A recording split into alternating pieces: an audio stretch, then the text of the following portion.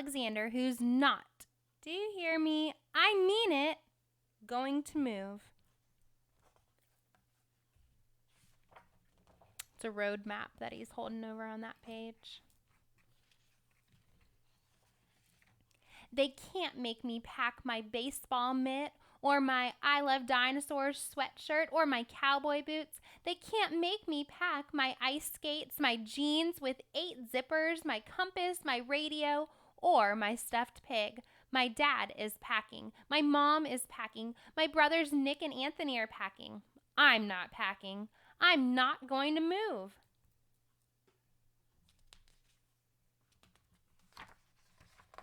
My dad says we have to move to where his new job is.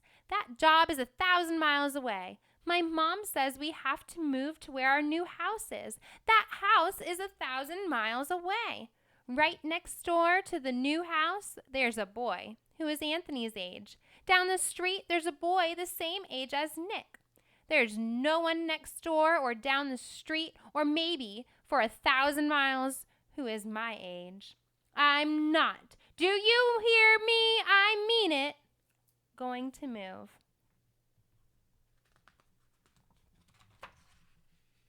I'll never have a best friend like Paul again. I'll never have a great sitter like Rachel again. I'll never have my soccer team or my carpool again. I'll never have kids who know me, except my brothers, and sometimes they don't want to know me. I'm not packing. I'm not going to move. Nick says I'm a fool and should get a brain transplant. Anthony says I'm being immature. My mom and my dad say that after a while I'll get used to living 1,000 miles from everything.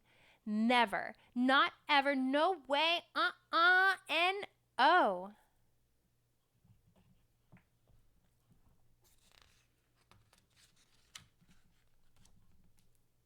I maybe could stay here and live with the Baldwins. They've got a dog. I always wanted a dog.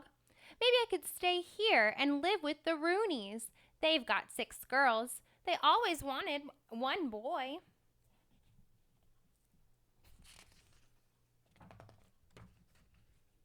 I maybe could stay here and live with Mr. and Mrs. Oberdorfer. They always give great treats on Halloween. I maybe could stay here and live by myself in maybe a tree house or maybe a tent or maybe a cave. Nick says I could live in the zoo with all the other animals. Anthony says I'm being immature. My dad says I should take a last look at all my special places. I'm taking a look, but it won't be my last. I looked at the Rooney's roof, which I once climbed out on, but then I couldn't climb back in until the fire department came and helped me. I looked at Pearson's drugstore, where they once said my mom had to pay them $80 when I threw a ball in the air that I almost caught. He must have broken the window. I looked at the lot next to Albert's house, where I once and for all learned to tell which was poison ivy. I looked at my school, where even Mrs. Knoop, the teacher I once spilled the goldfish bowl on, said she'd miss me. I looked at my special places where a lot of different things happened, not just different bad, but different good, like winning the sack race, like finding that flashlight, like spitting farther than Jack 3 times in a row. He's just having all these memories come back. Like selling so much lemonade that my dad said I would probably have to pay taxes.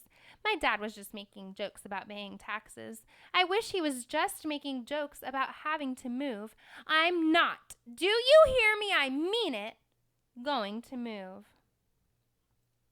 Nick says I am acting like a puke face. Anthony says I'm being immature. My mom says to say a last goodbye to all my special people. I'm saying goodbye, but it won't be my last. I said goodbye to my friends, especially Paul, who is almost like having another brother, except he doesn't say puke face or immature. I said goodbye to my neighbors, especially Swoozy, who is almost like having a dog, except she's the Baldwin's dog instead of mine.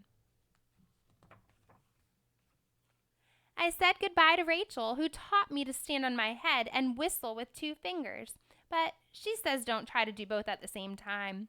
I said goodbye to Seymour, the cleaners, who, even if it's gum wrappers or an old tooth, always saves me the stuff I leave in my pockets.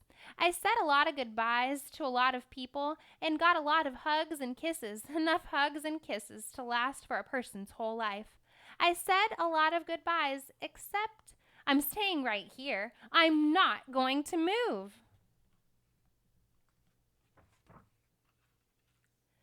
When the movers come to put my bedroom furniture on their truck, maybe I'll barricade my bedroom door. When my dad wants to tie my bicycle to the roof rack on top of the station wagon, maybe I'll lock up my bike and bury the keys. When my mom says, "Finish packing up, it's time for us to get going," maybe she'll look around and she won't see me.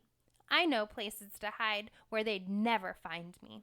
Like behind the racks of the clothes at Seymour's Cleaners. Like underneath the piano at Eddie's basement. Like inside the pickle barrel at Friendly's Market. Or maybe I could hide in the weeds in the lot next to Albert's house, now that I know how to tell which is poison ivy. I'd rather have poison ivy than have to move. My dad says it might take a while, but I'll find a new soccer team. He says it might take a while, but I'll find the boys my age.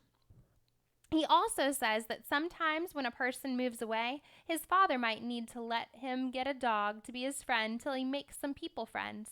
I think Swoozy, too, would be a good name. Maybe they'll get a dog. My mom says it might take a while, but we'll find a great sitter. She says it might take a while, but we'll find a cleaners who even saves gum wrappers and old teeth. She also says that sometimes when a person moves away, his mother might let him call his best friend long distance. I already know the telephone number by heart. Paul gave me a baseball cap. Rachel gave me a backpack that glows in the dark. Mr. and Mrs. Oberdorfer gave us treats to eat for 1,000 miles. Nick says if I'm lonesome in my new room all by myself, he might let me sleep with him for a little while. Anthony says that Nick is being mature. My dad is packing. My mom is packing. My brothers Nick and Anthony are packing. I don't like it, but I'm packing too. They better not try to move anymore when we get to where we're going to. Because this is the last time I'll do it. The next time, they won't make me do it. Never, not ever, no way, N-O, I'm not, do you hear me, and I mean it, going to move. I guess he is moving even though he doesn't want to.